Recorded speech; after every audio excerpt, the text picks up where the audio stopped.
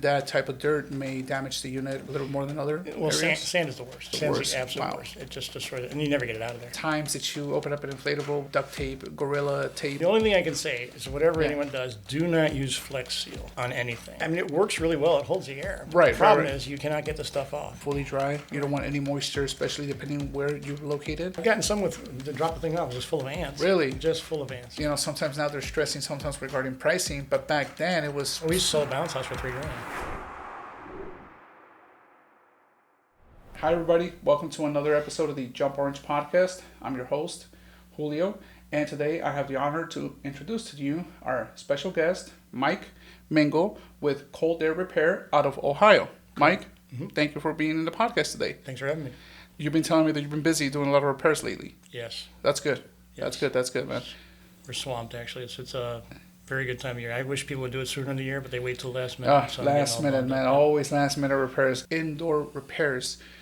What are some of the issues? Just the seams, or is it like high traffic areas that need repair, or liners, or what's usually like it's the high traffic areas. The seams start splitting where they enter mostly, or where they land on the landings and stuff like those are the biggest parts. And normally give us like an insight. How big are these places? The one I used to go to quite often, I actually ended up training them how to do it. I used to go to this place out in Lancaster, PA, and it's probably 100 feet long and about 80 feet wide, multiple pieces, and it was constant. Once a month I'd go out there and spend 3 days. Once a month, 3 days Every out month there. for almost 2 years. I finally convinced them to buy a machine and actually teach them how to do it themselves. So I go out there maybe once every 6 months now. See, that's great of you. That's great of you because that 3 days. Wow. Yeah, Wow, that's incredible, man. What are some of the most common repairs that you see, and what advice would you be able to provide our viewers to prevent those type of issues from happening? The number one thing probably is seams starting to split. Usually everything's double stitched, so it doesn't come apart right away, but they start splitting in one row starts splitting on the outside. A lot of that is caused by just obviously use, but also one way of preventing that is if you just clean these things out all the time. When dirt gets stuck in there, it starts cutting the threads. Right. And eventually it'll wear through and split. Now, when it comes to that aspect of things, that normally happens, would it be like in the entrances of bounce houses or combos, right? Because it's a high traffic area, or would it be where they step out of the pool, or the slide between the pool connection? Is that some of the areas? It could be either way. A lot of times it's in the main bounce area. Sometimes at the entrance, there's no doubt about it. Like stairs, that's a very common thing where the steps attach. Those things split quite a bit. On the bases, it'll happen once in a while. You can't really tell on the base until the baffle blows and you have this big bubble. Yeah. But a lot of times, if they get in there and just keep the stuff clean, it's not going to prevent it from splitting that from happening. But it'll minimize it. It'll minimize a lot of the stuff. Yeah, it'll minimize the splitting and opening, and then leaking air.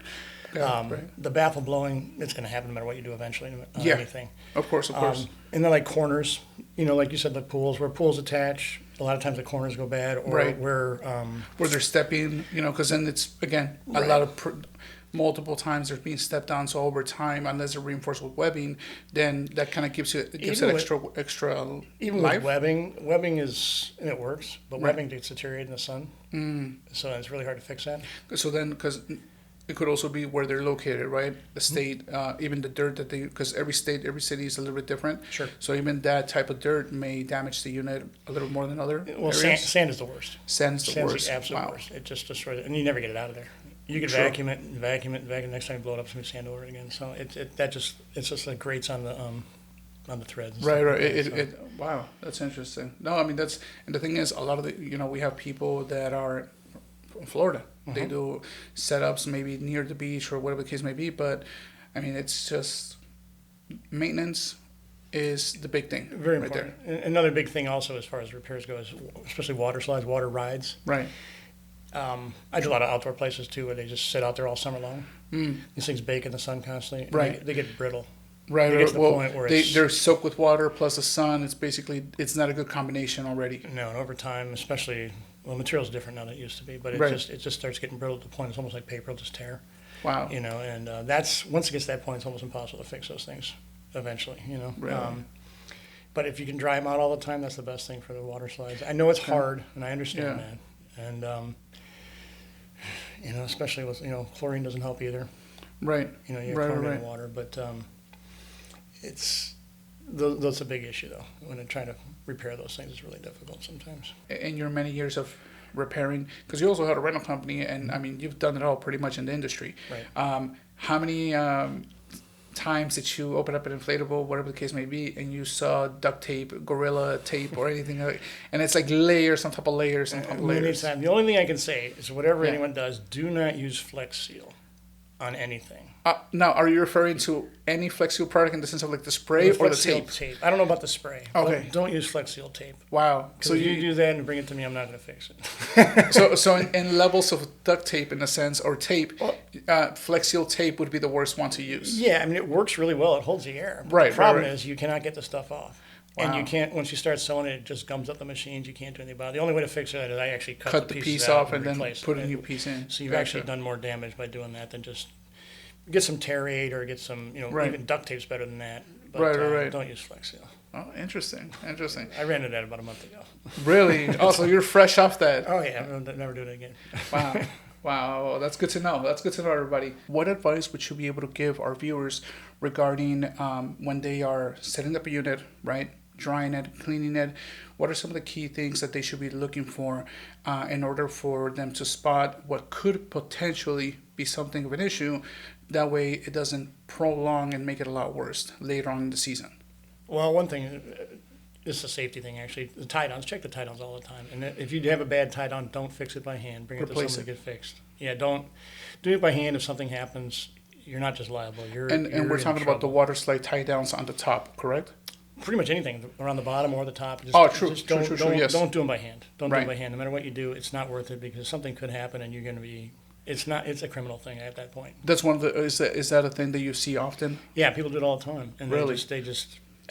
And I explain to them, they just don't seem to understand. But anyway, we fix them for them and stuff. But in different states or different rules. I know in like PA and Ohio, for example, if the web is even frayed, technically you're supposed to replace it. Replace it. Yeah, I'm not sure how it is down here, but that's pretty much the going rule. On the inside, obviously, make sure just check check the corners and stuff. If you see threads starting to pop, get it taken care of. You do it that you can do yourself. There's a lot of little stuff you can do yourself. If it's starting to pop, on the edges or something like that, just kind of go in there with some needle and thread and tighten it up a little bit. Once it starts to go, it gets more.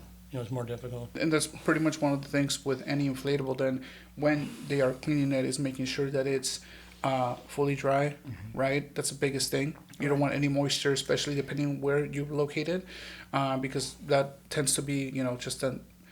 If they store it with, it could be like you've seen probably mold. Right. Sometimes even snakes, right? Or like. Can't say I've ever seen that, but have you? Because I've seen it on the post sometimes, right? Where it's like they're picking up the inflatable and you have like a snake in there, or sometimes a while back. They were opening up the inflatable, and it was like a nest of spiders. Really? No, I've never seen that. I've gotten some with the drop the thing off. It was just full of ants. Really? Just full of ants. Yeah, I mean, wow. It was like, I'm not fixing this till it's dead. Of course. But yeah, you just store things correctly and make sure drying is the most important thing, and making sure it's mold free. If you want to spray it down with something like I guess. Simple Green's good, makes it smell good. There's other stuff you can get. Lysol is expensive, but there's other things. I told everyone to use this stuff called Pursue. It's made by Amway. I don't sell it, so I have nothing there. But I've used it for years. We used to use it in Houston. Nice. We used to get mold all the time, and then we started using that. We never had an issue ever again. Cool. And you literally it's like 1 ounce per gallon of water you put in a sprayer, and you spray it in as it inflates, and it just kills everything on the inside. It has no smell. It kills everything. Even if it's a little bit damp, though, it won't do anything. Oh, that's really cool. That's a really cool tip for you guys. Make sure you guys look into that. Yeah, unless if you're going to do some patching or anything yourself, don't use too much glue either. The more you use, the harder it is to fix. So just keep that in mind. Well, when it comes to that part, let's say, for example, they bring it to you, you'll probably have to cut around it and then sew a whole new piece, right? Yeah, well, it depends how bad it is. Sometimes they stack it and stack it and stack it. It's really? Just, you got to replace the whole section because there's nothing you can do. But it's just, you pull the vinyl, you pull the patch off or something like that, it just rips the surface off the vinyl. So at that point, it's pretty much worthless. So that's a pretty common thing. Wow. Once anyway. Usually the next time they don't do it. But it happens. But it's the most common thing. What are some of the actual repairs that customers can do by themselves? And on the flip side, what are some repairs that they just leave to you, the professional? As far as by themselves, there's a lot of patching and stuff you can do by yourselves. They can do there's zipper repairs you can do by yourself. We actually make zippers. If you want to, remove a zipper and glue one on, we can do that for you. Cool. Air tubes, same thing. If an air tube's falling apart or something, we can send you a new air tube literally and glue it in place. We can show you how to do that. Nice. There's a lot of times zippers start to break or they think they're broken. It won't zip shut because it's kind of split. Right. A lot of times it's really nothing wrong with the zipper. You just got to kind of pop it back together. Or sometimes the zipper fob itself it's been used so many times it actually kind of expands. And you can just take a pair of pliers and kind of squeeze it shut a little bit and it's just fine. As far as the black mesh netting, not the stuff that Ninja uses, not the stretchy stuff, but the regular black mesh. I think you guys probably use that, right? Yeah. Okay. So a lot of times you get a slice in that. And I actually learned this from Pump It Up, believe it or not. What they used to do is they would you just cut a couple pieces of vinyl in like a shape you want, like a star or something like that. Make two of them, glue on either side over that hole. Wow. And no one will ever know it's there. Wow. You just put glue on it, put it right over the top, it's done. And it looks nice. It looks like it belongs. You just do it with the theme of the bounce, whatever the bounce might be. Gotcha. That works out real well. That's a pretty common thing. Tie downs, I would never do a tie down by myself. If I were you, like I was saying earlier, just it's a safety thing, and it's a if something happens and they find out you did this by hand and someone gets hurt, you're going to be in trouble. Right. You're always liable. Right. But you're going to be in real trouble if you do that. Slide covers. You really need to replace if they're sliced in the middle of it. We do not fix those. We only replace those because someone can come down there even if you stitched it up real good.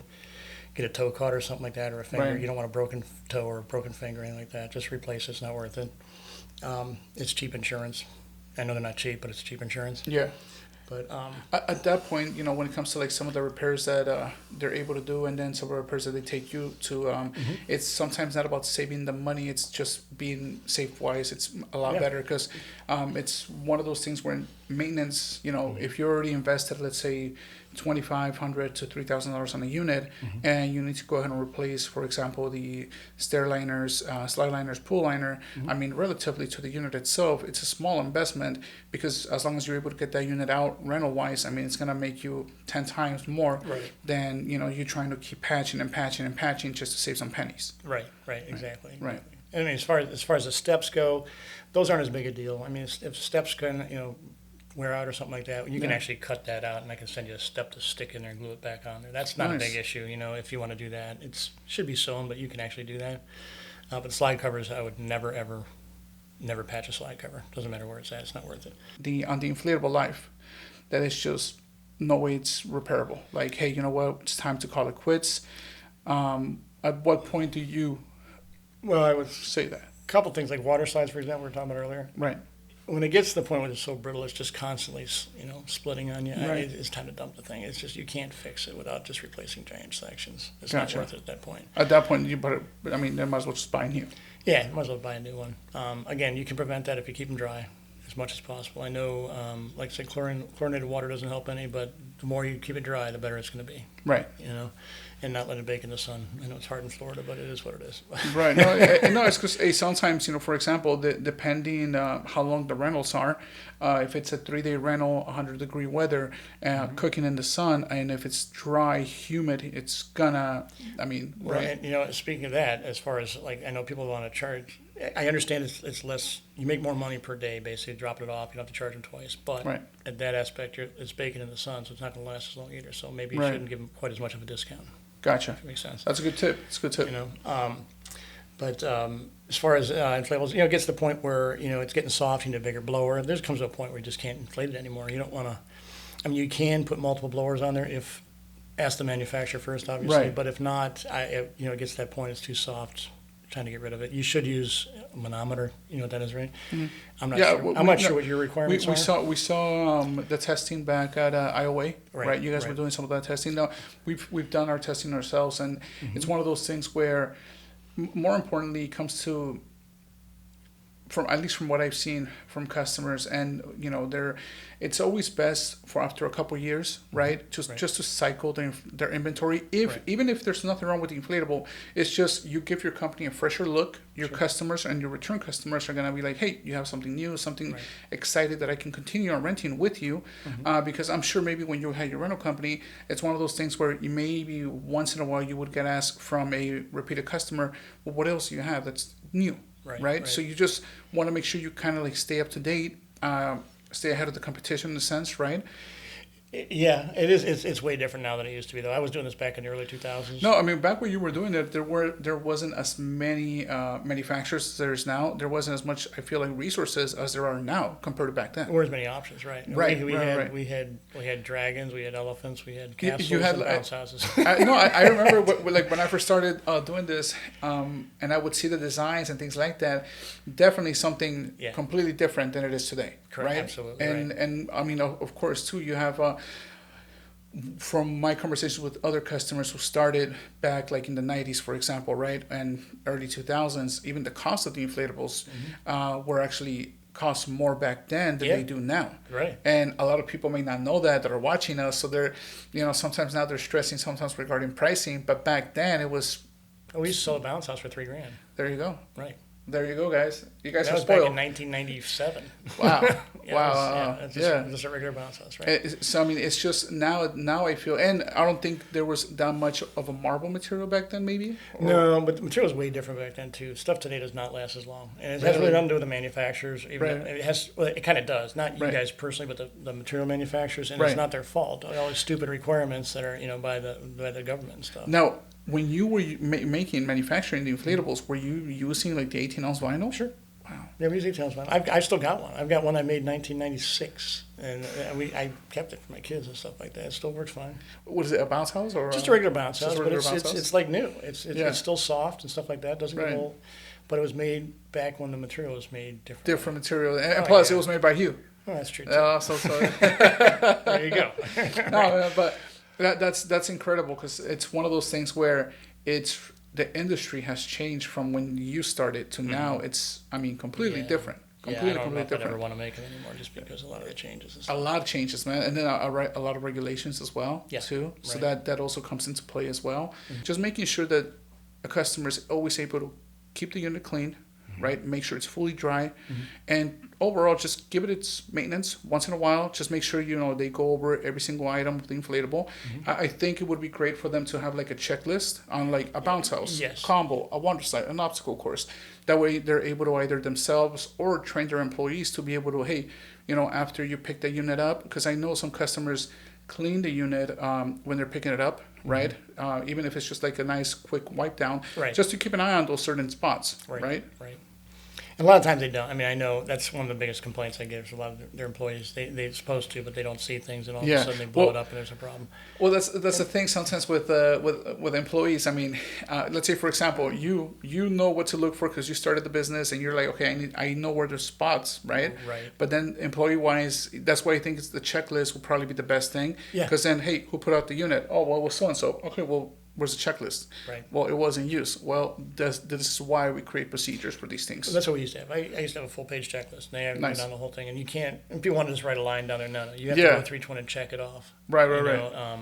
We used to. I used to own a trucking company for a while too. Oh, Same thing. We had to do that, and people wanted to just draw a line down and say I checked everything. No, you didn't. Yeah. Just BS you on that aspect. Well, basically that's.